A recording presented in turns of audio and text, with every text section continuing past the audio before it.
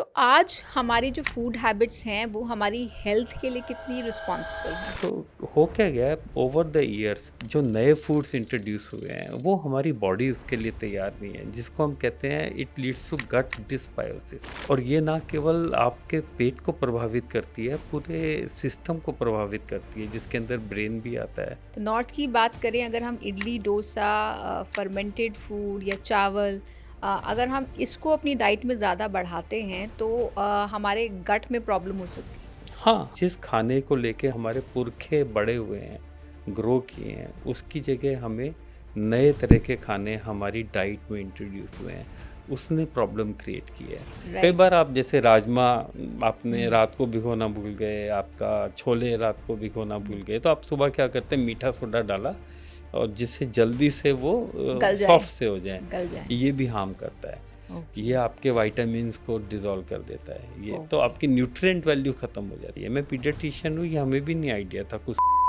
Weight management के लिए best तरीके क्या तो एक और फैट चला है कि ग्रीन टी पिएं और पतले हो जाएं। कोई ये नहीं बताएगा कि उससे काफ़ी डेफिशिएंसीज हो सकती हैं, उससे आपके एंग्जाइटी लेवल इंक्रीज हो सकते हैं, उससे आयरन एब्जॉर्प्शन कम हो सकता है। बहुत सारे एक्सपर्ट्स कहते हैं कि दूध की आपको ज़रूरत ही नहीं है, जो दूध में न्यूट्रिएंट्स हैं वो आपको दूसरी चीज़ों से बेहतर मिल सकते हैं। इस कॉन्टेक्स्ट में ये थ्योरी कुछ पचती नहीं है कि हमें दूध लेना चाहिए कि नहीं लेना चाहिए। इसमें दो पहलू हैं। सबसे पहले मिल्क की बात करते हैं। मिल्क को कहा जाता है प्रो इन्फ्लेमेटरी, इन्फ्लेमेशन इंड्यूस करता है, राइट। और गट को इरिटेट करता है, इरिटेबल बाउल सिंड्रोम्स टाइप की चीज़ें करता है, इन्फ्लेमेटरी बाउल सिंड्रोम करता है। दैट्स ट्रू, ऐसा नहीं है कि अनट्रू है। आप बच्चों के स्पेशलिस्ट हैं, तो बहुत सारे बच्चों में सोशल मीडिया से रिलेटेड इश्यूज भी क्या आजकल देखने को हाँ, मिल रहे मैंने हैं? पहले कभी नहीं देखा था सोशल मीडिया मीन्स ऐसे जो डिप्रेशन वाले पेशेंट्स, अब हमारे पास सुसाइड वाले पेशेंट, हर महीने एक पेशेंट आ जाता है। ये पोल्यूशन हमारे बच्चों की हेल्थ को कैसे अफेक्ट कर रहा है? हाँ, बच्चों में खासकर पोल्यूशन ज़्यादा प्रभावित करता है। कैसे प्रभावित करता है? दोस्तों, आज का ये पॉडकास्ट इसलिए स्पेशल है क्योंकि बहुत सारे मिथ हम बस्ट करने वाले हैं। आपके पूर्वजों की बातें, उनकी ईटिंग हैबिट्स आज भी आपकी बॉडी पर असर डाल रही हैं। यही नहीं, अपनी ज्योग्राफी के हिसाब से खाना क्यों जरूरी है। साथ ही बात करेंगे कि बच्चों में ऑटिज्म का खतरा स्क्रीन टाइम की वजह से कैसे और क्यों बढ़ रहा है। अगर आप घर में ज्यादा साफ सफाई बरतते हैं तो क्यों ये एलर्जी को बुलावा देने जैसा है। साथ ही milk, green tea, sugar, sweeteners के साइड इफेक्ट्स पर बात करने वाले हैं। और मेरे साथ इस पर बात करने के लिए दिल्ली के बहुत ही जाने माने डॉक्टर डॉक्टर धीरेन्द्र गुप्ता, जो कि गंगाराम हॉस्पिटल में पीडियाट्रिक्स के को डायरेक्टर हैं, आज हमारे साथ 1 to 1 विद रिचा पॉडकास्ट में शामिल हो रहे हैं। और हाँ, आगे बढ़ने से पहले आपसे एक दरख्वास्त है। हमारे बहुत सारे व्यूअर्स ने अभी तक हमें सब्सक्राइब नहीं किया है। अगर आपको हमारा कंटेंट पसंद आया तो इसे लाइक, शेयर और सब्सक्राइब जरूर करें। इससे हमें और अच्छा कंटेंट बनाने में मदद मिलेगी। Thank you so much. बहुत बहुत स्वागत है डॉक्टर साहब आपका। डॉक्टर साहब, हमारी सेहत अच्छी होने में हमारे खाने, फूड का एक बहुत इम्पोर्टेंट रोल है। आज के टाइम में ये कितना ख़राब या कितना अच्छा आप देखते हैं? देखो, अगर हम मैक्सिमम चीज़ें देखें, पूरी जो बॉडी चलती है दिल से, दिमाग से, हार्ट से और गट से, राइट। बहुत सालों तक हम ये मान के चलते थे हमारे लिए दिमाग बहुत इंपॉर्टेंट है, दिल इंपॉर्टेंट है और लंग्स इंपॉर्टेंट है।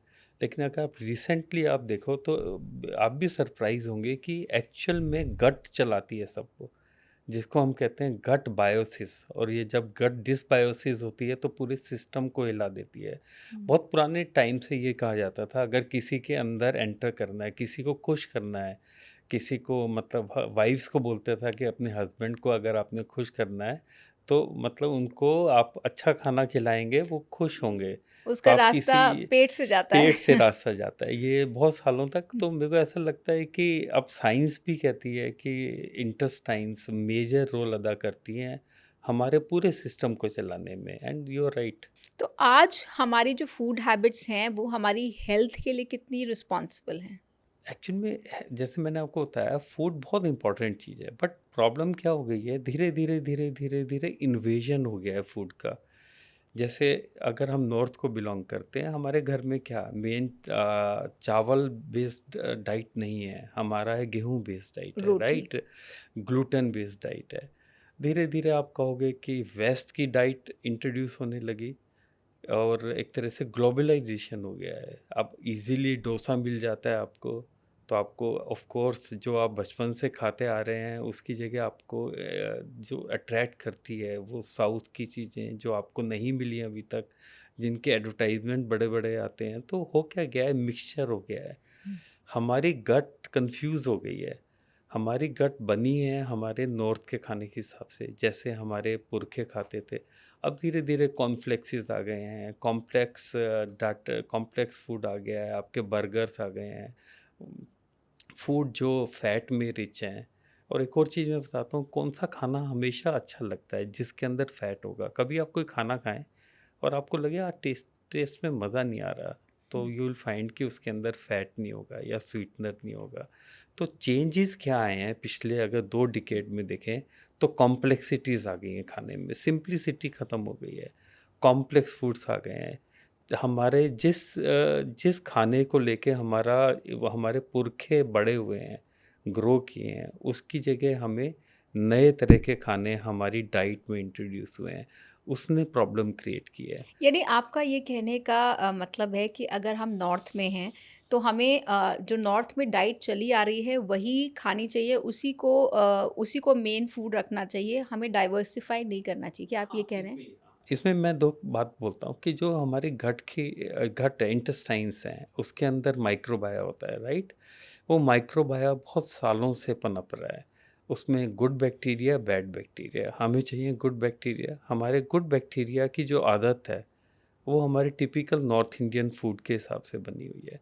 तो अगर हम चेंज करने की कोशिश करें, जैसे कहीं से एडवर्टाइजमेंट आता है कि ये एक नया फूड है, low calorie, no sweet gluten and free, आजकल ग्लूटेन ग्लूटेन फ्री फ्री, का ज़माना बहुत है। सारी चीज़ें हो रहे हैं। हुँ, आप हुँ। नई नई तरह की चाय आ गई, चाय आ जाएंगी, ग्लूटेन फ्री आ जाएगी आपकी, और बहुत अलग अलग तरह के टोटल वेजन फूड्स आ जाएंगे। मींस तमाम तरह के एक फैंसी नेम्स के साथ फूड इंट्रोड्यूस होते हैं जो सबको अट्रैक्ट करते हैं, क्योंकि सब लोग थोड़ा पतला होना चाहते हैं। हमारी ट्रंकल ओपेसिटी इसको कम रखना चाहते हैं, जिससे थोड़ा स्मार्ट बने और दिखने में हम अच्छा लगना चाहते हैं। तो ऑफ कोर्स खाना भी चाहते हैं, लेकिन मोटा भी नहीं होना चाहते। सो हो क्या गया है, ओवर द ईयर्स जो नए फूड्स इंट्रोड्यूस हुए हैं वो हमारी बॉडी उसके लिए तैयार नहीं है, जिसको हम कहते हैं it leads to gut dysbiosis. और ओके। ये ना केवल आपके पेट को प्रभावित करती है, पूरे सिस्टम को प्रभावित करती है, जिसके अंदर ब्रेन भी आता है, मेटाबॉलिक सिंड्रोम्स, मेटाबॉलिक डिजीज़ भी आती हैं। ऐसे इस तरह से ये प्रभावित होता है। तो जो आपकी बात है, इंटेस्टाइन्स के थ्रू हमारा पूरा सिस्टम चल रहा है आजकल। यानी अगर हम नॉर्थ की बात करें समझने के लिए, तो नॉर्थ की बात करें, अगर हम इडली, डोसा, फर्मेंटेड फूड या चावल, अगर हम इसको अपनी डाइट में ज़्यादा बढ़ाते हैं तो हमारे गट में प्रॉब्लम हो सकती है हाँ, मेरा कहने और ऐसा नहीं उसका है, असर हमारे ब्रेन पर भी हो सकता है। ऐसा एब्सोल्यूट नहीं है। बट अगर हम स्पेशली वेस्टर्न फूड को जो इंट्रोड्यूस कर रहे हैं, हम वेस्टर्न फूड को जब हम इंट्रोड्यूस करते हैं और उसके अनावश्यक साइड इफ़ेक्ट्स हो सकते हैं। जब हम वेस्टर्न फूड कहते हैं तो क्या आप प्रोसेस्ड फूड की बात कर रहे हैं? हाँ, इसमें बहुत सारे फूड्स आ जाते हैं। हुँ, जैसे ईज़िली अवेलेबल फूड्स क्या होते हैं, आपने हीट किया माइक्रोवेव में और उसके अंदर प्रोसेस्ड फूड होता है। हुँ, प्रोसेस्ड फूड के बहुत सारे साइड इफ़ेक्ट्स होते हैं। आपकी हुँ, इंटेस्टाइन्स के अंदर जो मोटिलिटी है वो पुअर हो जाती है। इन्फ्लेमेटरी बाउल डिजीज़ आजकल बहुत हो गई है। इरिटेबल बाउल सिंड्रोम बहुत हो हुँ, गए हैं। जैसे मैंने आपको बताया, गट डिसबायोसिस कर देती है ये आपके अंदर। हुँ। आपके अंदर एक्स्ट्रा फैट एब्ज़ॉर्प्शन हो जाता है। फैट एब्ज़ॉर्प्शन होता है, वो भी अलग-अलग तरह का फैट होता है। तो आजकल तो डॉक्टर हाँ, साहब मैं बीच में बोल हाँ, रही हूँ, हाँ। लेकिन एक हेल्थ फैड चला हुआ है कि अगर आपको वेट कम करना है तो आप रोटी मत खाइए। आपको वेट कम करना है तो आप खाली दाल खा लीजिए रात को, या फिर चावल दाल खा लीजिए। तो ये वेट लॉस का जो सिस्टम है ये उसमें कहीं पर फिट होती है ये बात? हाँ, हम वेट लॉस के लिए शायद हमें एप्रोप्रिएट फूड खाना चाहिए। ये क्या हो रहा है, जैसे हमने वेट लॉस के लिए हमने एक ग्लूटेन फ्री फूड की बात हो गई है। हुँ, अगर हम ग्लूटेन फ्री फूड की बात करें तो उसमें काफ़ी सारे न्यूट्रिशन नहीं होते, राइट? ये एप्रोप्रिएट है जिसके अंदर ग्लूटेन सेंसिटिविटी है, लाइक सीलियक डिजीज़। आजकल नॉन सीलियक ग्लूटेन सेंसिटिविटी भी होती है, तो उनके लिए ठीक है। लेकिन एक नॉर्मल ह्यूमन के लिए ठीक नहीं है। बट क्योंकि मार्केट में एक तरह से एडवर्टाइजमेंट हो जाता है कि ग्लूटेन फ्री, दूसरा है फ्री, आप लैक्टोज फ्री मतलब आप मिल्क ना लें, राइट। सो मिल्क बहुत इम्पॉर्टेंट कंट्रीब्यूशन करता है B12 विटामिन डी में। एक वेजिटेरियन के लिए मिल्क बहुत इम्पॉर्टेंट है, राइट। हम भूल जाते हैं, हम क्या करते हैं, हम एक ही चीज़ को फोकस करते हैं, एक ही चीज़ को टारगेट करते हैं, इससे बड़ा नुकसान होने का चांस है। तो जब भी हम किसी भी चीज़ को लें, किसी भी चीज़ को कहते हैं ना अपनाने की कोशिश करते हैं, एटलीस्ट एक बार सर्च कर लें कि उसके ड्रॉबैक क्या है। अगर हम उन ड्रॉबैक्स को कवर कर लें तो ऑफ कोर्स हमें फ़ायदा हो सकता है। ऐसा नहीं है कि ये सब चीज़ें नुकसानदेह है। जैसे आजकल एक नया फैशन चला है, आप फास्टिंग रखते हो, इंटरमिटेंट फास्टिंग रखते इंटरमिटेंट हो। फास्टिंग। आइडिया होना चाहिए कि हमें इंटरमिटेंट फास्टिंग क्या होती है। इंटरमिटेंट फास्टिंग का मतलब ये होता है कि आप अराउंड 8 आवर्स में ही सब खाएं, बाकी 14 आवर्स ना लें। होता क्या है कि 2 दिन लोग रखते हैं हम इंटरमिटेंट फास्टिंग, उसके बाद बिंज ईटिंग शुरू हो जाती है, एक्सेस ईटिंग शुरू हो जाती है, राइट। एक तरह से रिवेंज ईटिंग शुरू हो जाती है। जो 2 दिन का आपको तो फ़ायदा हुआ, आपने नुकसान कर लिया। जिस तरह का आप खाना खा रहे हैं, आपका 14 आवर्स का फास्टिंग रखा, उसके बाद जिस टाइप का फूड आप इंजेस्ट कर रहे हैं, मालूम पड़ा उसके अंदर बहुत सारा घी है, बहुत सारा फैट है, बहुत सारा प्रोसेस्ड फूड है, वो आपको और नुकसान करेगा। तो ओवरऑल मेरा कहने का मतलब है, ये सब चीज़ों का इंडिविजुअली कहीं ना कहीं बेनिफिट्स हैं, ऐसा नहीं है कि बिल्कुल नहीं है। इंटरमिटेंट फास्टिंग बुरी नहीं है, लेकिन उसे भी एक सिस्टम के साथ किया जाए और बैलेंस के साथ किया जाए। हाँ, ऑफ कोर्स अगर आप फूड खा रहे हैं, कभी तो खाएँगे ना आप इंटरमिटेंट फास्टिंग में, वो फूड भी आप ठीक से खाएँगे तो ठीक रहेगा। मतलब आप फूड में वैसे वाले इंग्रेडिएंट रहेंगे जो नुकसान कर सकते हैं, वो ठीक नहीं है। इंटरमिटेंट फास्टिंग का कई बार ये भी कहते हैं, आप पूरे वीक में आप 1 दिन फास्टिंग रखें, 6 दिन तो वो नॉर्मल क्या खाना वो खाएँ। बेहतर है या इंटरमिटेंट जो फास्टिंग जिसको बेहतर है? सूट करे। जो कई जिसको बार सूट आप करे। कोशिश करें, आप इंटरमिटेंट फास्टिंग मैंने खुद ट्राई किया है। आप पूरे दिन चिड़चिड़े से रहते हो, इरिटेबल से रहते हो, आपकी क्रेविंग से रहती है, आप अपने आप को रोकते हो, तो आप कहीं न कहीं कन्फ्यूज़ होते हो, ना आप काम कर पा रहे हो ठीक से, और आपको आप कहीं खाना कोई खा रहा है खुल के और उसकी सुगंध आपके पास आ रही है, तो आप पूरा डिस्टर्ब हो रहे हो, राइट। इंटरमिटेंट फास्टिंग का नुकसान क्या होता है, आपका टाइम आया, जैसे आपने पूरे दिन नहीं खाया, आप 6 बजे आप घर आए, तो आपको बहुत तेज भूख लगेगी, इतनी क्रेविंग होगी, जो आपके सामने होगा वो आप खाएंगे। हो सकता है मिठाई का डब्बा रखा हो, आप आपका कंट्रोल पुअर हो जाएगा। सो उसके साथ आपको थोड़ा सा कंट्रोल रखना पड़ेगा। मीन्स जो भी आप कर रहे हैं, चाहे आप ग्रीन टी की बात करते हैं, एक और फैट चला है कि ग्रीन टी पिएं और पतले हो जाएं। मैंने कहा ना कि पतले ग्रीन होने टी के लिए, पिए और एंटीऑक्सीडेंट्स भी मिलते हैं, ये भी हाँ, कहा हाँ, जाता है। मैं उसी बात पे आ रहा हूँ। जी। लेकिन excess of everything is bad. अगर आप ग्रीन टी, अब हर किसी को मालूम है ग्रीन टी में एंटीऑक्सीडेंट्स हैं, आपकी फैट को कम करती है, आपकी डायबिटीज़ को बेटर करती है, हाइपरटेंशन को बेटर करती है। कोई ये नहीं बताएगा कि उससे काफ़ी डेफिशिएंसीज़ हो सकती हैं। उससे आपके एंग्जाइटी लेवल इंक्रीज़ हो सकते हैं, उससे आयरन एब्जॉर्प्शन कम हो सकता है। लेकिन अगर मेरे को आइडिया है कि ग्रीन टी मैं पी रहा हूँ, उससे आयरन एब्जॉर्प्शन कम होगा, तो मैं कंट्रोल में रखूँगा और आयरन के लिए थोड़ा एक्स्ट्रा यानी सोर्स ले कितना, लूँगा। 1 या 2 कप काफ़ी है? हाँ, 1 कप बहुत है पूरे 1 दिन कप में। पूरे और दिन आप, में बहुत मैंने है। जैसे बताया कि आयरन डेफिशिएंसी, आयरन हुँ। एब्जॉर्प्शन कम करता है। हुँ। अगर मेरे को मालूम है इस चीज़ के बारे में जो मैं कर रहा हूँ, हम लोग ऐड देख के बड़े प्रभावित होते हैं। सोशल मीडिया में ऐड चल रहा है, राइट? इंस्टाग्राम में ऐड चल रहा है, तो उसी समय वहाँ लिंक भी बना हुआ है। हम लोग इतने प्रभावित होते हैं, लगता है कि एकदम ऑब्सेस्ड होते हैं, खरीद लेते हैं, राइट? लेकिन हमें ये नहीं मालूम कि उसके साइड इफ़ेक्ट क्या हैं। तो मेरा कहने का मतलब है, ये सब चीज़ें हैं, इनका कहीं न कहीं साइंस में वैल्यू है, कहीं न कहीं साइंटिफिकली इनका उत्पर्जन हुआ है, लेकिन हमें पूरी बात मालूम होनी चाहिए। हमें आधी बात मालूम होती है, उससे नुकसान होने के बहुत हाई चांसेस है। मैं मिल्क पर लौटना चाहती हूँ, क्योंकि मिल्क को लेकर, दूध को लेकर एक बहस है कि बहुत सारे एक्सपर्ट्स कहते हैं कि दूध की आपको ज़रूरत ही नहीं है। जो दूध में न्यूट्रिएंट्स हैं वो आपको दूसरी चीज़ों से बेहतर मिल सकते हैं, और ख़ासकर जो वीगन लोग हैं वो दूध बिल्कुल नहीं लेते। तो ये दूध ख़ासकर इंडियन कल्चर में तो हमेशा से रहा है। इस कॉन्टेक्स्ट में ये थ्योरी कुछ पचती नहीं है कि हमें दूध लेना चाहिए कि नहीं लेना चाहिए। देखो, आप एक ऐसे इंसान से बात कर रहे हो जो हरियाणा को बिलॉन्ग करता है ना? और हमने अपने क्रिकेटर्स जो हरियाणा को बिलोंग करते हैं और वो दूध दही खा के ही बड़े हुए हैं, लाइक वो तो कभी इस चीज़ को एक्सेप्ट करेंगे ही नहीं। और आप बात करेंगे कि सर इतने मैं इतने इतने एक डॉक्टर और एक नहीं, साइंटिफिक मैं इसी पे आ पर्सपेक्टिव रहा हूँ, से मैं इसी पूछ पे आ रही रहा हूँ, हूँ। मतलब इसी पे आ रहा हूँ मैं। इतने अनहेल्दी आप हरियाणा के लोग नहीं होंगे। हरियाणा के लोग आप देखोगे तो बड़े कर्मठ होते हैं और उनकी बॉडी, और अगर आप सिस्टम देखें तो इसमें दो पहलू हैं। सबसे पहले मिल्क की बात करते हैं। मिल्क को कहा जाता है प्रो इन्फ्लेमेटरी, इन्फ्लेमेशन इंड्यूस करता है, राइट। और गट को इरिटेट करता है, इरिटेबल बाउल सिंड्रोम्स टाइप की चीज़ें करता है, इन्फ्लेमेटरी बाउल सिंड्रोम करता है। दैट्स ट्रू, ऐसा नहीं है कि अनट्रू है। बट साथ ही साथ अगर आप मिल्क नहीं लेंगे और आप प्योर वेजिटेरियन है, आपको B12 कहाँ से मिलेगा, आपको विटामिन डी कहाँ से मिलेगा? तो मालूम पड़ा आपने इम्बैलेंस कर दिया। तो इन सब का वर्ड है बैलेंस डाइट। बैलेंस डाइट का मतलब ही यही है कि अगर आप कोई चीज़ नहीं ले रहे हैं उसको आप कवर अप करें किसी चीज़ से, राइट। अगर आप मिल्क नहीं ले रहे हैं it's fine, but milk intolerance किसी को है, किसी को मिल्क लैक्टोज इंटॉलरेंस है, उनके लिए तो क्लियर है मिल्क नहीं लेना।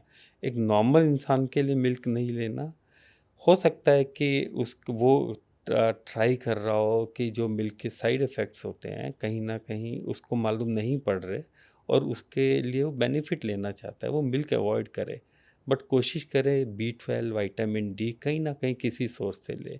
ये सब चीज़ों पे एप्लीकेबल नहीं है। कुछ पेशेंट्स हैं जिनके ऊपर काफ़ी सारी चीज़ें एप्लीकेबल नहीं, जैसे प्रेग्नेंट हो गई, प्रेगनेंसी हो गई, इन्फेंट्स हो गए, राइट। इनके मिल्क के बिना बच्चे क्या करेंगे? अगर हम ग्रोइंग एज हो गई, इसमें मिल्क के चाहिए, आपको विटामिन डी चाहिए, कैल्शियम चाहिए, डायबिटीज़ हो गई, हाइपरटेंसिव पेशेंट्स लेकिन हो गए। आजकल कुछ बच्चों के डॉक्टर्स कहते हैं कि बहुत ज़्यादा दूध मत दो, हाँ, जैसे पहले पहले दिया जाता था, मैं 3 टाइम दूध। इस बात पे आता हूँ कि जैसे after 10 to 12 months, right, 10 to 12 months एक टाइम होता है जिसमें हम मिल्क बेस्ड डाइट की जगह नॉर्मल डाइट पे शिफ्ट करते हैं। मिल्क अच्छा था 6 महीने तक, उसके बाद अगर नॉर्मल डाइट पे नहीं आएगा तो इट इज़ समथिंग लाइक जैसे मैं आपको 6 बार 7 बार चाय पिला दूँ आज पूरे दिन में, आपको मैं कहूँ चलिए आपको 1-1 घंटे में चाय पिलाएं, हाँ, तो आप शाम तक क्या बोलेंगे, डॉक्टर साहब भूख ही नहीं लग रही है। आपका पेट शायद इतना बड़ा होगा, है ना, इतना बड़ा साइज होगा, उसमें हर थोड़ी देर में कोई ना कोई लिक्विड जाएगा, तो आपकी सेटाइटी, तो आपको भूख नहीं लगेगी, आपको लगेगा Right. मेरा तो पेट भरा हुआ है, बट आपके लिए वो कैलोरीज तो गई नहीं आपके अंदर, खाना तो गया नहीं, आप शाम तक चिड़चिड़े हो जाओगे। बच्चों में क्या होता है, बच्चों को एक आदत पड़ जाती है। तो 6-7 महीने तक बेचारे को आदत थी मिल्क पीने की, आपने धीरे धीरे चेंज किया, वो पहले रेजिस्ट करेगा। काफ़ी फैमिलीज़ को लगता है बच्चा रो रहा है, चलो पिलाई दूध ही पिला देते हैं। अब वो एक पीरियड होता है 7 to 9 मंथ्स में जिसमें हमें मिल्क से सेमी सॉलिड और सॉलिड की तरफ शिफ्ट करना चाहिए। हमने मिस कर दिया बिकॉज अपनी कन्वीनियंस के अकॉर्डिंग, बच्चा रो रहा था, लगता है कि दादी बोलेगी पिलाई दे, बेचारा रो रहा है। धीरे धीरे धीरे 12 मंथ्स तक वो फिक्स आइडिया हो जाएगा कि मेरे को मिल्क ही पीना है। व्हाट विल हैपन, कॉन्स्टिपेशन शुरू हो जाएगी, आयरन डेफिशिएंसी शुरू हो जाएगी। आप सोचो बच्चे का पेट तो इतना सा है, आपने मिल्क पिला दिया, पेट तो भर गया, आधे घंटे में खाली हो गया, फिर से वो चिड़चिड़ा हो गया, सो उसकी ग्रोथ फॉल्टर कर जाएगी। तो बिल्कुल ट्रुथ है, 1 साल के बच्चे को 250 ml से ज़्यादा दूध नहीं पिलाना चाहिए। ऐसा नहीं है कि मिल्क ना पिलाएं, उससे नुकसान हो सकता है। कई बार हम लोग कहते हैं कि जैसे मान लीजिए कोई बच्चा है बहुत ज़्यादा मिल्क बेस्ड डाइट, अब उसे कैसे छुड़वाएं? तो हम कहते हैं ऐसा करिए, दूध हटा दें, दूध की ऑल्टरनेटिव चीज़ें दें, जैसे दही हो गई, खीर हो गई, पनीर हो गया, तो जिससे मिल्क की आदत ख़त्म हो जाए। तो मिल्क, हर चीज़ की excess is bad. Balance diet for appropriate age, मैं कहूँगा परफेक्ट वर्ड है। हमने ग्रीन टी की बात की कि एक मिथ है कि ये कितनी भी ले लिए हेल्दी जी, ग्रीन टी टोटली हेल्दी नहीं है अगर आप इसकी ओवरडोज लेते हैं। तो ऐसे कुछ और मिथ हैं जो आजकल के टाइम में लोगों को अफेक्ट कर रहे हैं। जैसे मैंने बोला ग्लूटेन वाला, gluten free is not healthy for everybody. Gluten free किसी पर्टिकुलर मरीजों के लिए जिनके अंदर डिजीज प्रोसेस है, जिनके अंदर एंजाइम दिए हैं जो ग्लूटेन जिनको को डॉक्टर्स ने एब्जॉर्ब कर एडवाइस पाए, किया है। हाँ, उन्हीं के लिए फ़ायदेमंद है। जैसे प्लांट बेस्ड वाली प्लांट बेस्ड टोटल वीजन वाली है, उसमें भी उनको बहुत बैलेंस्ड न्यूट्रिशन रखना पड़ेगा, आपको एक्सरसाइज रखनी, अपनी मतलब मसल टोनिंग अच्छी रखनी पड़ेगी। एक और चीज़ है, नॉन वेजिटेरियंस को मैंने देखा है कई बार वो लुक डाउन करते हैं कि भाई यार वेजिटेरियन तुम्हारे पास खाने को है ही क्या, एक घास फूस पनीर खाते खाते हो, हैं। पनीर खाते हो, पराठा खाते हो, घी खाते हो, दही खाते हो, राइट? तो ये बड़ी अनहेल्दी है, प्रोटीन आपके पास नहीं जाता, राइट? अगर हम वेजिटेरियन को देखें तो वो लुक डाउन करते हैं कि भाई तुम एनिमल प्रोटीन लेते हो, ये ठीक नहीं है, मीन्स क्रूएलिटी है। मेरे को ऐसा लगता है कहीं ना कहीं बैलेंस रखना चाहिए। नॉन वेज में मैं कहूँगा red meat is harmful, right? Again again excess अगर आप थोड़ा बहुत लेते हैं तो इट्स फाइन। रेड मीट अगर आप ले रहे हैं तो ऑफ कोर्स कैलोरीज बहुत ज़्यादा जाती हैं, यूरिक एसिड बहुत ज़्यादा जाता है हाई। सो ओवरऑल मैं कहूँगा कि किसी भी चीज़ को लेके अगर हम बैलेंस रखें अपने आप को, वो बेहतर रहेगा। कोई भी चीज़ एक्सेस में बैड है। आजकल readymade food, processed food, 15 minute food delivery की वजह से बहुत सारा जंक भी लोग खा रहे हैं क्योंकि वो ईज़िली अवेलेबल है और बनाने में टाइम नहीं लगता। बनाने का या टाइम नहीं है। तो उस जंक फूड का कुछ हेल्दी अल्टरनेटिव बनाया जा सकता है क्योंकि इससे सभी लोग प्रभावित हैं। देखो आपका बेसिक्स देखें, क्या होता है कि किसी भी चीज़ के अंदर फैट होता है ना? उसमें फैट हो गया, जैसे हम देसी घी की बात करते हैं, और दूसरा है पॉली अनसैचुरेटेड फैटी एसिड जो बड़े सालों से पॉपुलर हैं, राइट? ये मीन्स कई तेलों के नाम जो होते हैं, इनमें डिफरेंस क्या है?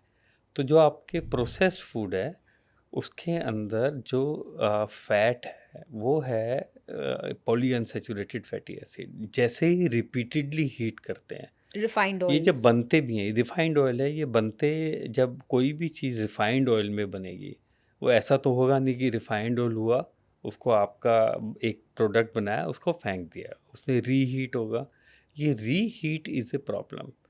इससे बहुत सारे इंग्रेडिएंट आ जाते हैं, बहुत सारे ट्रांस फैटी एसिड्स आ जाते हैं जो नुकसान करते हैं। ये अपने आप में नुकसान नहीं करते, लेकिन रीहीट होने से ऑक्सीडाइज हो जाते हैं।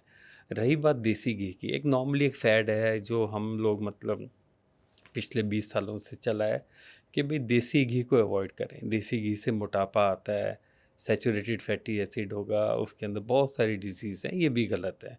तो शायद आपको दोनों का बैलेंस रखना पड़ेगा। बेनिफिट अगर हम देखें देसी घी का क्या है, देसी घी की बेनिफिट है कई बार ये एंटीऑक्सीडेंट जैसे बिहेव करता है, कहते हैं जॉइंट्स के लिए अच्छा होता है। और अगर देसी घी को आप रीहीट भी करते हो तो आपके अंदर ट्रांस फैट्स नहीं आते। तो प्रॉबेबली ये जो फैड्स हैं, जब कोई भी चीज़ नई चीज़ आती है, कंपनी इंट्रोड्यूस करती है, वेस्टर्न कंपनीज इंट्रोड्यूस करती है, वो ऐसा एडवर्टाइजमेंट करते हैं जैसे यही अच्छा है, पुराना सब खराब था। तो इन जनरल मैं कहता हूँ जो हमारा ट्रेडिशनल फूड है और जो घर का बना फूड है, इन जनरल वो सबसे अच्छा होगा। अगर हम किसी को कहें ना कि ब्लाइंडली बेस्ट चीज़ क्या है, जो आपके घर में रीजनल खाना बना हुआ है, उससे अच्छी चीज़ कुछ नहीं होती। एक और चीज़ मैं कहूँगा, कभी आप बीमार पड़े हैं, अगर हम बीमार पड़ते हैं तो क्या होता है, हमें जब टेस्ट हमारा ख़राब होता है तो हमें वही फूड अच्छा लगता है जो हमारी मदर खिलाती थी बचपन में। जैसे मेरे को याद है जब मेरी मदर हलवा काफ़ी अच्छा बनाती थी, तो मेरे को हमेशा मन करता है मैं बीमारी में हलवा खाऊं। आप सब भूल जाते हो नए खाने, बर्गर, चीज़, आपको मदर का खाना याद आता है। तो इन जनरल अगर हम इसको समराइज़ करें, घर का बना हुआ सिंपल खाना, चाहे देसी घी में बनाओ, चाहे आपका यानी आप रिफाइंड ऑयल पकौड़े में भी तल बनाओ। सकते हैं, समोसे भी तल हाँ, सकते हैं, लेकिन घर पर तले। हाँ, ये बेसिक है। और कोशिश करें रीहीट ना करें।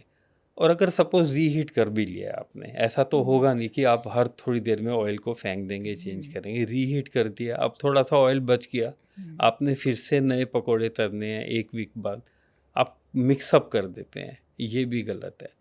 एक छोटी सी चीज़ आपको और बताऊंगा, जैसे आपने कोई सब्जी काटी है ना, सब्जी कट करते हो आप, तो आप उससे पहले उसको वॉश करते हो। एक्सेस ऑफ वॉशिंग भी नहीं होनी चाहिए, राइट? उससे काफ़ी सारे जो इंग्रेडिएंट, अच्छे इंग्रेडिएंट हैं जो उसके अंदर होते हैं, किसी भी एक्सेस सब्जी, वॉशिंग मतलब कितनी बार धोना चाहिए उसको? मतलब आपने एक बार अच्छे ढंग से वॉश कर लिया, फिर ऐसे रगड़ रगड़ के वॉश करने की ज़रूरत नहीं है अनलेस काफ़ी कंटेमिनेटेड है। सबसे इम्पॉर्टेंट है उसको कट करने के बाद पानी में मत भिगोएं।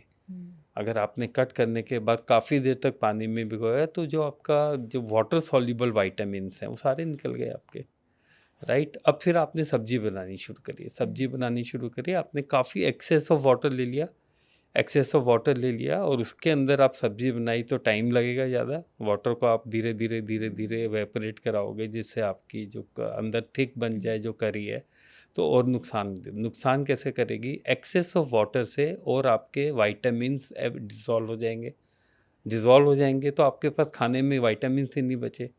ए डी ई के जो वाइटामिन है वो होते हैं तो फैट इस तरह से सॉल्युबल। जैसे हम आलू उबालते हैं, नॉर्मली लोग कुकर में आलू उबालते हैं, तो क्या आलू के विटामिन न्यूट्रिएंट्स निकल जाते हैं पानी में? नहीं, एक्सेस ऑफ वाटर ना डालें, उतना ही पानी लें जिसमें आपने, जैसे मान लीजिए बीन्स बनानी है ना, आपने बीन्स बनानी है तो बीन्स में आपने शुरू में बहुत ज़्यादा पानी डाल दिया, अब वो एवेपोरेट भी तो कराओगे आप, तो आपके बहुत सारे वाइटामिन्स कम हो जाएंगे। मतलब इतना पानी हो कि स्टीम बन जाए बस। हाँ, बस आपका उतना काम हो जाए, इससे ज़्यादा एक्सेस ऑफ वाटर, मतलब छोटी सी चीज़ है तो देखो छोटी सी बात है। कई राइट। बार आप जैसे राजमा आपने रात को भिगोना भूल गए, आपका छोले रात को भिगोना भूल गए, तो आप सुबह क्या करते हैं, मीठा सोडा डाला और जिससे जल्दी से वो गल जाए, सॉफ्ट से हो जाए, गल जाए। ये भी हार्म करता है। ओके। ये आपके वाइटामिन्स को डिसॉल्व कर देता है ये, तो ओके। आपकी न्यूट्रिएंट वैल्यू ख़त्म हो जाती है। आप खा रहे हैं वेज नॉन वेज या वेजिटेरियन जो भी यूज़ कर रहे हैं, उसकी न्यूट्रिएंट वैल्यू अगर आपको मेंटेन करनी है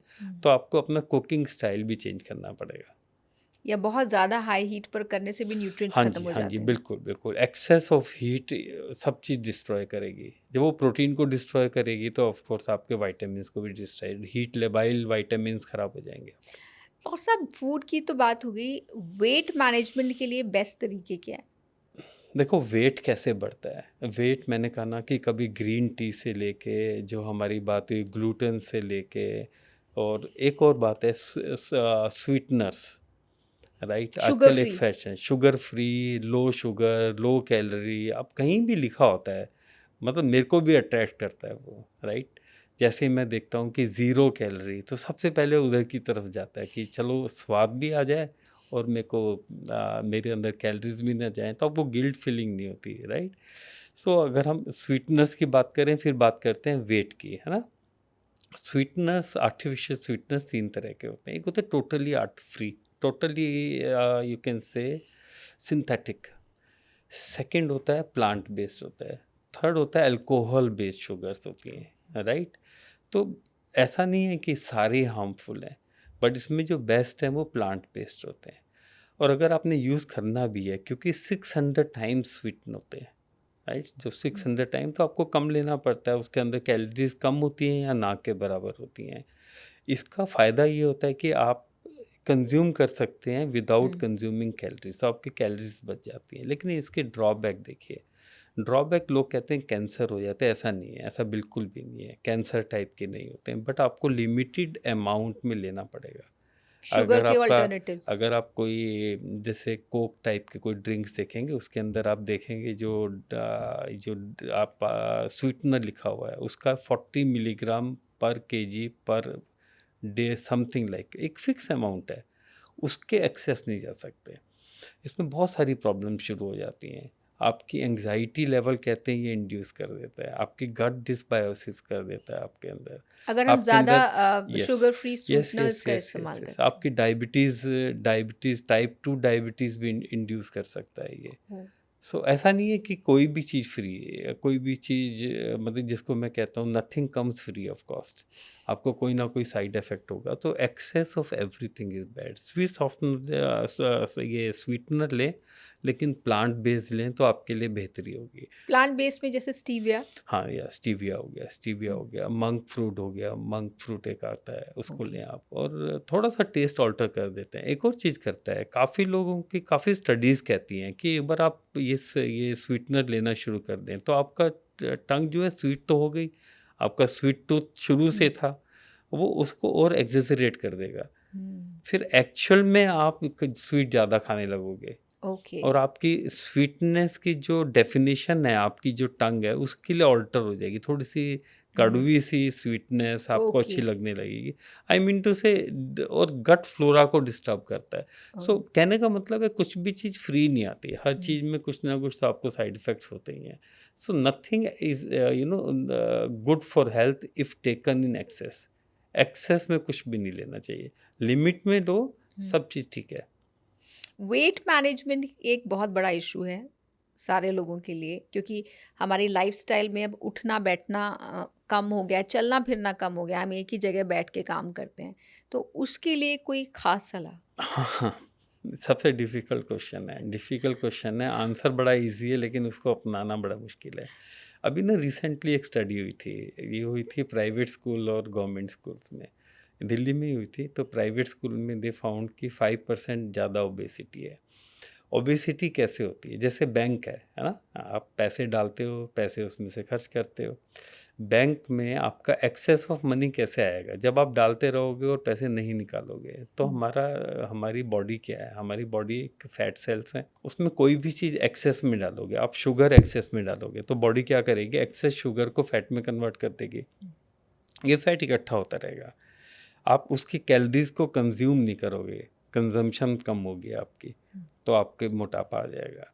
सो इन जनरल जो आपकी कंजम्पशन ऑफ कैलोरीज है, जो कैलोरीज का नेगेटिव बैलेंस नहीं होगा तब तक आप नहीं ठीक होगे। आप ग्रीन टी पी लो, 10 बार चाय पी लो, दूध बना कर दो आप, आई मीन टू से, जो हमने अभी बहुत सारी बातें करी हैं, जिस तरह के फूड ग्लूटेन फ्री हैं, कर लो, ग्लूटेन फ्री कर दो, कीटो डाइट। कुछ नहीं होने वाला अगर आप कैलोरीज को नहीं बैलेंस करेंगे।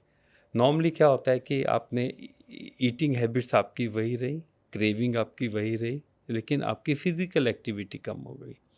फ़िज़िकल एक्टिविटी आप मान के चलें कि आपने 15 मिनट एक्सरसाइज करते हैं तो कितनी कैलोरीज लूज़ होती होंगी? आप अप्रॉक्सीमेट अंदाज़ा लगाएं, मुश्किल से 75-100, राइट?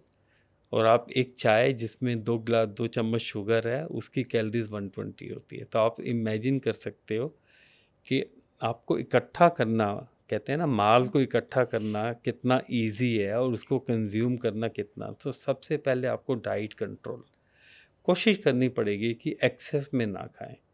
बहुत बार आप देखो, मैं आपको एक बड़ी प्रैक्टिकल सी सलाह देता हूँ और अपने सुनने वालों को, देखने वालों को सलाह देता हूँ। जैसे आप इंटरमिटेंट फास्टिंग रखते हैं, राइट? आपने सुबह से शाम तक कुछ नहीं किया, बस मुश्किल से एक आधी चाय पी, उसमें आर्टिफिशियल स्वीटनर डाल दिया।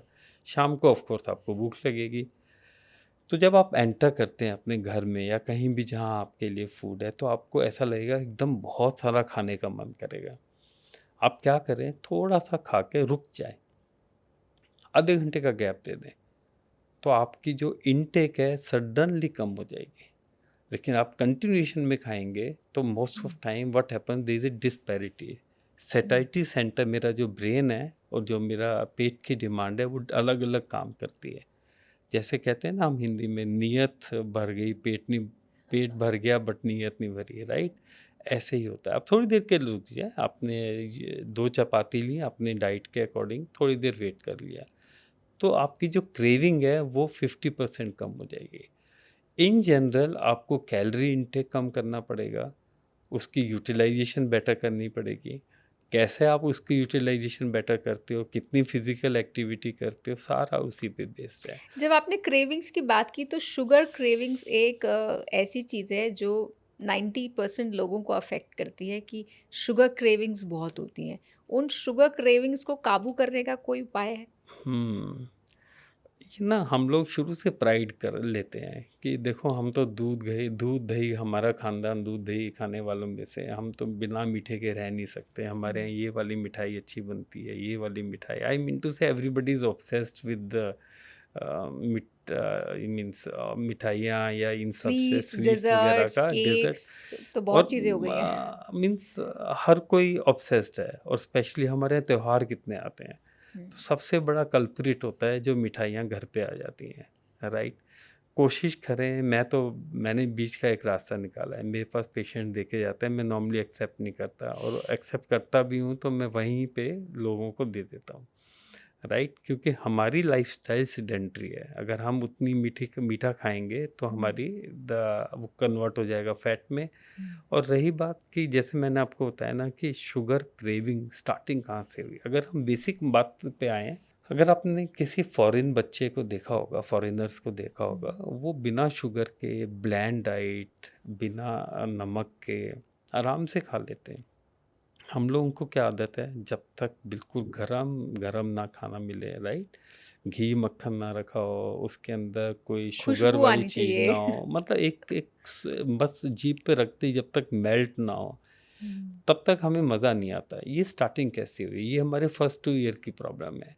अगर फर्स्ट 2 ईयर्स में देखें, जो रिसेंट कॉन्सेप्ट है ये, मैं पीडियाट्रिशियन हूँ, ये हमें भी नहीं आइडिया था कुछ सालों तक। कुछ सालों तक हम लोग क्या सलाह देते थे, आफ्टर 6 मंथ जब हम ये वीनिंग फूड की बात करते थे, कहते कि मम्मी दादी नानी को कहते भाई इसको हलवा खिलाओ, खूब सारा मीठा डाल दो, घी मक्खन डाल दो, थोड़ा करो इसको। काफ़ी लोगों की कंप्लेंट होती है मदर्स की, सर मेरा बच्चा पतला है, दुबला है, खाता नहीं है। तो हम उसको कंसंट्रेट करने के लिए मीठे से या फैट से मीन्स सब्स्टिट्यूट करते थे। ये देखा गया है कि अगर हम पहले 2 साल उनको स्वीट ना दें, और अगर सॉल्ट दें भी तो 10% दें, तो उनके जो टेस्ट बड है उनकी आदत ही नहीं पड़ती। हम लोग क्यों कैपिटल ऑफ डायबिटीज़ है हमारी, क्योंकि हमें क्रेविंग है। सो अब हमारा टाइम तो निकल गया। तो यंग लोगों को एटलीस्ट 1 ईयर तक they should not be added sugar. जो शुगर है वो नेचुरल शुगर है। फ्रूट्स। मान लो आपने पपाया में जो नेचुरल शुगर है वो ठीक है, वो कॉम्प्लेक्स कार्बोहाइड्रेट है, उसका ग्लाइसेमिक इंडेक्स हाई होता भी नहीं है। तो आपने नेचुरल शुगर्स देनी है, आर्टिफिशियल शुगर्स नहीं देनी। अगर आप ये कर लेंगे तो हो सकता है अगली 10 जनरेशन को फ़ायदा हो जाए। जो डायबिटीज़ हम देख रहे हैं वो ना देखें। लाइफस्टाइल तो ऑफ कोर्स आपको इम्प्रूव करना ही पड़ेगा। लाइफस्टाइल डिजीज़ भरी पड़ी हैं, ऑलमोस्ट 50-60% लोगों को लाइफस्टाइल डिजीज़ है। सेकेंडली, अब हमारी एज वालों का क्या करें जिनको शुगर क्रेविंग है, घर पे वो आने ना दें, किसी भी हालत में ना आने दें। रात को मैक्सिमम लोगों को रात को 10 बजे जो जाग रहे होते हैं उनको भूख लगती है, और जो फ्रिज में मिला है वो भूल जाते हैं, फिर नेक्स्ट डे के लिए डाल देंगे कि भाई कल से देखेंगे, कल से देखेंगे। वो कल कभी नहीं आएगा।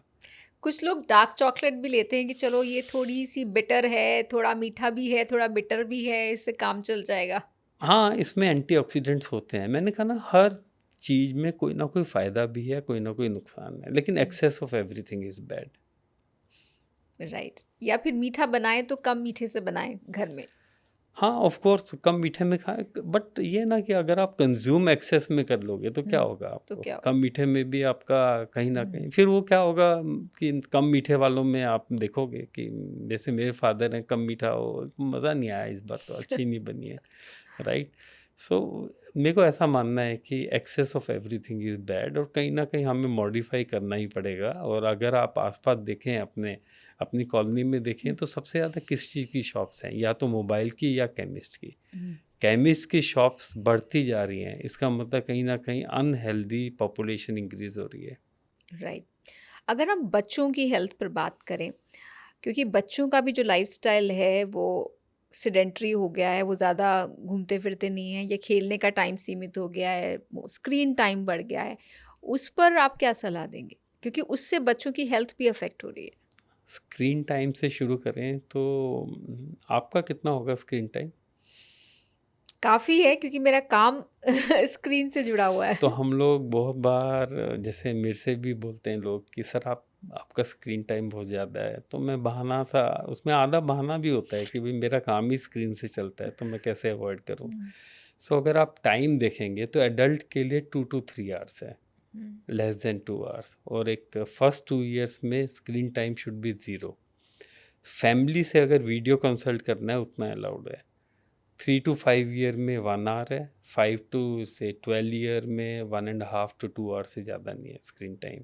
सो ये फिक्स आ रहा है, ये तो कोई याद भी नहीं रखता कितना स्क्रीन टाइम है।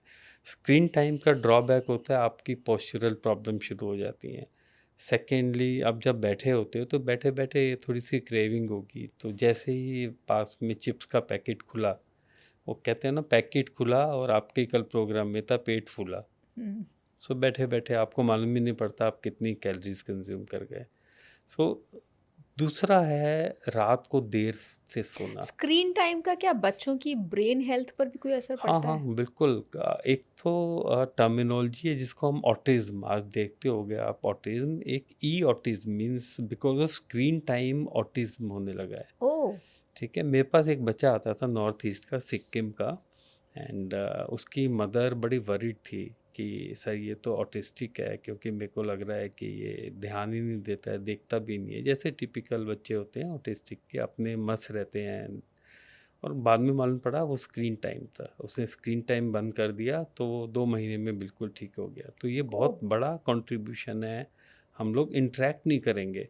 पहले दादा नानी इंटरेक्ट करते थे, आपसे बात करते थे, आपसे कहानी क्यों नहीं सुनाते थे। अब कहाँ की कहानी सुनाता है कोई, राइट? बच्चा यानी वैक्सीन, अगर बच्चे का स्क्रीन टाइम बहुत ज़्यादा है तो उससे ऑटिज्म होने का भी खतरा है, हाँ, ऑटिज्म मैं कहूँगा ऐड ऑन हो जाता है। ऐड ऑन हो अगर जाता आप है। प्री डिस्पोज्ड हो तो ऐड ऑन हो जाता है। बच्चे की डेवलपमेंट नहीं हुई ना, बट बच्चे की यूनिडायरेक्शनल डेवलपमेंट हो रही है। वो स्क्रीन में ही देखता जा रहा है, स्क्रीन में जो उसको दिख रहा है वो देखता जा रहा है बस को।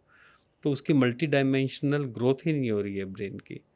सो आपको लगेगा कि इसका बस एक ही संकुचित सा दायरा रह गया है, स्क्रीन है। और वो प्रॉबेबली हम लोग एक इजी वे निकाल लेते हैं एज ए फैमिली मेम्बर्स। हमें लगता है कौन कितनी बात करे, हमें भी, आप भी वर्किंग मदर हो और वर्क फ्रॉम होम चल रहा है और बच्चा आपको बार बार तंग कर रहा है, तो आप कहोगे यार मोबाइल पकड़ा दे, अपना देखता रहेगा। हमारे पास आते हैं वैक्सीन लगवाने के लिए, उस समय स्क्रीन शुरू हो जाती है। हम लोग भी इसके मतलब गुनहगार हैं इसके। हम लोग कहते हैं वैक्सीन लगाई, चुप तो हो गया देख के। ये थोड़ी सी एक्सेस हो रही है। Excess of everything is bad, right? Screen time हो गया। सेकेंडली बच्चों में जो देखा है, जो और कंट्रीब्यूशन है ये ओबेसिटी के लिए, वो डिप्रेशन है, राइट? डिप्रेशन मैंने कोविड के बाद देखा बच्चों में, डिप्रेशन मेजर कल्प्रिट है।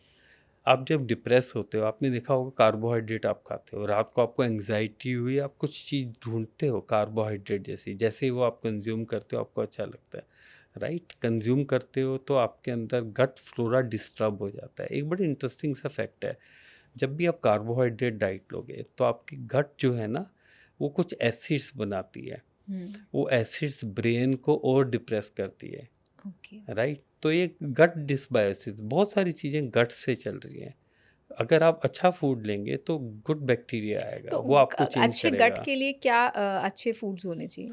देखो, कार्बोहाइड्रेट नहीं होने चाहिए उसमें, प्रोटीन रिच बेस्ड डाइट, और अगेन बैलेंस्ड होना चाहिए। बैलेंस्ड फूड बेस्ट है आपका, ठीक है, but not definitely too much carb and too much fat आपकी गट को, बैक्टीरिया को चेंज कर देता है। पूरा गट को बैक्टीरिया को चेंज करने से आपके अंदर जो कुछ न्यूरोट्रांसमीटर्स बनते हैं, गलत न्यूरोट्रांसमीटर बनते हैं, वो ब्रेन को डिप्रेस करते हैं। ब्रेन के उन एरियाज को अफेक्ट करता है जो डिप्रेशन क्रिएट करता है। हमने डिप्रेशन से बचने के लिए खाना खाया और वो उसने आपको और डिप्रेस कर दिया। तो एक तरह से हम साइकिल में फंस जाते हैं। फिर ज़्यादा हम कार्ब्स मतलब ज़्यादा तला भुना खाना, ज़्यादा न्यूट्रिएंट, ज़्यादा sweetener, sweeteners. Sweet is bad. Sugar actual में बैड है। अगर आप शुगर अवॉइड कर पाएँ तो बहुत बड़ा आपको बेनिफिट मिलेगा आपको। और जितना आप डिप्रेस होंगे, ये सब चीज़ें आपस में लिंक्ड है। Social media, sugar, depression, sweeteners, ये सब चीज़ें तंग करती हैं। क्योंकि आप बच्चों के स्पेशलिस्ट हैं, तो बहुत सारे बच्चों में सोशल मीडिया से रिलेटेड इश्यूज भी क्या आजकल देखने को हाँ, मिल रहे मैंने हैं? पहले कभी नहीं देखा था सोशल मीडिया मीन्स ऐसे जो डिप्रेशन वाले पेशेंट्स। अब हमारे पास सुसाइड वाले पेशेंट, हर महीने एक पेशेंट आ जाता है, एक मल्टीपल बच्चा आ सुसाइड जाता है। अटेम्प्ट्स। यस, ये पहले नहीं देखी थी इतनी, राइट? पहले या तो मालूम नहीं पड़ती थी, बट इतना नहीं देखा था। और मैक्सिमम लिंक है कहीं ना कहीं सोशल मीडिया, कहीं ना कहीं कंपैरिजन हो जाता है। पहले हम लोग आपस में अपने आप में खुश रहते थे, दुनिया ही नहीं देखने को मिलती थी किसके पास क्या है। अब आप सोशल मीडिया में देखते हो कि फलाने के फादर पेरेंट्स यूएस जा रहे हैं, यूके जा रहे हैं। आपके बच्चों को लगता है यार हम तो दिल्ली में बैठे हुए हैं, हमारे पेरेंट्स सोच जाए या तो मनाली लेके जाते हैं। कहीं ना कहीं कॉम्प्लेक्सेस आ जाते हैं। जहाँ कॉम्प्लेक्सेस आ जाते हैं, आपको अंदर ब्रेन आपका प्रभावित होता है उससे, और आप डिप्रेस होते हो या थोड़ा सा इरिटेट इसके लिए होते हो। आज की पेरेंटिंग भी जिम्मेदार है। शायद सब लोग हैं, ऐसा नहीं है कि हम लोग नहीं प्रभावित होते। अगर हम लोग जैसे मान लीजिए आप अपने क्लासमेट को देखते हैं, है ना, क्लासमेट ने अपनी फ़ोटो फ़िल्टर लगा के बिल्कुल अच्छी यंग की हुई है, और आप अपने आप को देखते हो, आप लगता है कि आप काफ़ी बूढ़े लगने लगे हो। तो ये आपको अफेक्ट करता है। तो हर एज की एक प्रॉब्लम अपनी अलग प्रॉब्लम है। आप इमेजिन करके चलें, आप कोई आर्टिकल पढ़ना चाहते हैं, आजकल फोकस करना, कंसंट्रेट करना बड़ा मुश्किल है। आपका हर थोड़ी देर में मन करेगा एक बार फ़ोन उठा के देख लें, कोई मैसेज तो नहीं आया। आपका डिस्ट्रैक्शन लेवल हाई है। आप उसी को बच्चे में लगा के देखें जिसका ब्रेन इमेच्योर है, उसमें कितना डिस्ट्रैक्शन होता है। तो दे आर वेरी अनफॉर्चुनेट, जो प्रेजेंट एरा वाले बच्चे हैं, उनको पढ़ना, उनके लिए पढ़ाई करना बड़ा मुश्किल है, डिस्ट्रैक्शन बहुत है। बहुत जगह से आपको इनपुट्स मिलता है। जब हमारे पास एक बुक होती थी, आप सुबह से शाम तक, सुबह फर्स्ट पेज से लास्ट पेज तक पढ़ते थे। अभी वो फर्स्ट पेज ख़त्म करते नहीं, उनको लगता है चलो मैं यूट्यूब पे देख लूँ, कोई लेक्चर चल रहा होगा, मैं एक और कोई पीडीएफ कहीं से खुल जाएगा, तो वो कहीं कंफ्यूज। हमारी जो यंगर जनरेशन है वो टोटली कंफ्यूज्ड है। कुछ पेरेंटिंग टिप्स जो आपको लगता है कि आजकल फॉलो नहीं होनी चाहिए? देखो, सबसे पहले तो आप अपने आप को चेंज करो। अगर आप अपने बच्चे को कहते हो कि तुम मत फेसबुक देख या सोशल मीडिया पे मत जा, स्क्रीन टाइम को कम जा, और खुद लगे हुए हो, तो आपको अपने आप को चेंज करना पड़ेगा। आपको अपनी हैबिट, फूड हैबिट्स, आप कहते हो कि आप इनकलकुलेट करना चाहते हो बच्चों के अंदर, और लेके आते हो मिठाइयाँ घर पे, आप खुद खा रहे हो, तो बच्चा तो देख के ही करेगा। आपकी बातों से ज़्यादा आपके जो एक्शन है उन पे जाएगा। सो सबसे पहले हमें अपने आप को चेंज करना पड़ेगा। जो भी हैबिट्स हम डेवलप करना चाहते हैं अपने बच्चे के अंदर, आपको कहीं ना कहीं अपने अंदर किसी तरीके से चेंज लाना पड़ेगा। और बच्चा आपको देखता है, आपको देख के बड़ा होता है, रेदर देन आपकी जो ज्ञान वाली बातें सुनता है। वो ज्ञान वाली बातें एक कान से सुने का दूसरे से निकाल देगा, बट वो देखता है कि पापा मम्मी कैसे काम करते हैं, कैसे खर्च करते हैं, कैसे खाना खाते हैं, किस तरह से सोशल मीडिया, कितने एग्रेसिव हैं। जैसे मैंने कहा ना कि स्ट्रेस कैसे होता है। स्ट्रेस एक रिएक्शन है, राइट। आप किसी परेशानी में हैं और आपने कोई चीज़ टूट गई आपके, मान लीजिए आपसे या आपके सर्वेंट से या किसी से कोई चीज़ टूट गई, अगर थोड़ी महंगी भी है, आप कैसे रिएक्ट करते हैं। अब टूट तो गई, आप उसको जोड़ तो सकते नहीं है, जोड़ भी सकोगे वैसे नॉर्मल तो होगा नहीं। आप एक मिनट आंख बंद करें तो आपका गुस्सा कम हो जाएगा, लेकिन आप आसपास के लोगों को चिल्लाना शुरू कर देते हैं। बच्चे भी यही सीखते हैं, राइट। तो अगर आप चाहते हैं बच्चों का नेचर अच्छा रहे, स्टेबल रहे, ओवरऑल उनकी डेवलपमेंट अच्छी हो, मेंटल डेवलपमेंट, फिजिकल डेवलपमेंट हो, तो मेरा मानना है कि आपके अंदर, खुद के अंदर अच्छी जो हैबिट्स लानी पड़ेंगी। अनफॉर्चुनेटली दिल्ली में अगर कोई बाहर घूमना चाहे, बाहर भागना चाहे, वर्कआउट करना चाहे, हमारे पास जगह कहाँ है। मेरे ख्याल से कितने लाखों तो कुत्ते घूम रहे होते हैं। आप बात करो कि उनको हटा दो सड़क से, तो डॉग लवर्स आ जाते हैं। मेरा मतलब है थिंग्स बहुत कॉम्प्लिकेटेड है। अगर आप मेरी कॉलोनी में जाओ, जहाँ मैं रहता हूँ, इंदरपुरी, हर थोड़ी देर में एक गाय या भैंस भी है। मतलब आपको ये नहीं समझ में आता आप गांव में रह रहे हो कि एक शहर में रह रहे हो। बच्चे मेरे बाहर नहीं निकलना चाहते। मैक्सिमम बच्चे आजकल सोचते हैं पापा हम बाहर ही चले जाएं, वहाँ की सिटीज़ उनको ज़्यादा अच्छी लगती हैं। So things have become complicated, और हमें अपनी सिटीज़ को बेहतर करना पड़ेगा, अपने व्यवहार को बेहतर करना पड़ेगा, पोल्यूशन लेवल को कम करना पड़ेगा, तभी हम अट्रैक्ट कर सकते हैं यंग ये पॉपुलेशन यहाँ पोल्यूशन रहे। हमारे बच्चों की हेल्थ को कैसे अफेक्ट कर रहा है? हाँ, बच्चों में खासकर पोल्यूशन ज़्यादा प्रभावित करता है। कैसे प्रभावित करता है? बच्चों की हाइट छोटी होती है, जो पोल्यूशन होता है वो बड़े बेस लाइन पे सेटल होता है, हैवी पार्टिकल्स होते हैं, और रेस्पिरेटरी रेट उनका, अगर मेरा और आपका 15 है, उसका 30 होगा, तो ज़्यादा सांस लेगा, ज़्यादा पोल्यूशन अंदर जाएगा। अब वो इमेच्योर सेल्स हैं उसके अंदर, है ना। इमेच्योर सेल्स में अब पोल्यूशन के 2-3 पार्टिकल्स होते हैं, एक 2.5 होता है, एक लेस देन 0.3 होता है। 0.3 वाले ब्लड के अंदर एंटर कर जाते हैं, ओके। और वो सेल्स के अंदर एंटर कर जाते हैं। अब इस सेल ने एज़ कम्पेयर टू मेरी एज के सेल्स ने कम जीना है, उसने ज़्यादा जीना है। तो जब पोल्यूटेंट उसके अंदर रहेगा तो डिजीज़ ज़्यादा प्रोड्यूस होंगी, जैसे कैंसर्स हो गए, राइट, जैसे कार्डियोवैस्कुलर डिजीज़, बीमारियाँ हो अगर गई। हम ज़्यादा पोल्यूटेड जगह पर रहते हैं तो हमारे बच्चों को बीमार पड़ने के खतरे ज़्यादा हैं और क्रॉनिक डिजीजेस काफ़ी हो ज़्यादा है सकते हैं। उसके अंदर। मैं आपको बता रहा हूँ ना, एक इमेच्योर ब्रेन जब पोल्यूशन से एक्सपोज होगा, क्योंकि उससे लंबा रहना है, तो उसको ज़्यादा डिजीज़ होंगी। वो पोल्यूटेंट ज़्यादा दिन तक, ज़्यादा देर तक अंदर रहने से उस बॉडी को ज़्यादा लंबे टाइम तक इरिटेट कर सकता है, और उसकी मात्रा भी ज़्यादा जाएगी। उस बच्चे ने ग्रो होना है, जब भी किसी ग्रोइंग सेल में पोल्यूटेंट अंदर जाएगा तो उसको ज़्यादा परेशान करेगा। तो ये तो इन जनरल बेसिक्स है। तभी हम कहते हैं कि बच्चों के एक्सरेज ज़्यादा नहीं होने चाहिए, क्योंकि उन्होंने ग्रो करना है। अगर एक्सरे ज़्यादा कराओगे, सीटी स्कैन ज़्यादा कराओगे, तो इनके अंदर कैंसर संभव होने की संभावना ज़्यादा है। एक 90 साल के इंसान में ज़्यादा कम चांसेस हैं। उसने 10 ईयर्स और मान लीजिए जीना है, तो उसके अंदर जो सेल के अंदर मॉर्फोलॉजिकल चेंजेस होंगे वो कम होंगे। तो पीडियाट्रिक पॉपुलेशन एक तो अंदर नहीं रहती, घर के अंदर लोग कहते हैं कि हम एयर प्यूरीफायर लगा रहे हैं, सब बेकार है बच्चे के लिए। उसने तो मस्ती करनी है, बाहर घूमना है, स्कूल जाना है, स्कूल में खेलना है जाके, राइट। स्कूल आप देखो, स्कूल के बाहर रोड के साइड में हम लोग वेट कर रहे होते हैं एज बच्चे, काफ़ी देर वेट करते हैं। और सबसे ज़्यादा पोल्यूशन कहाँ होता है? रोड्स पे होता है।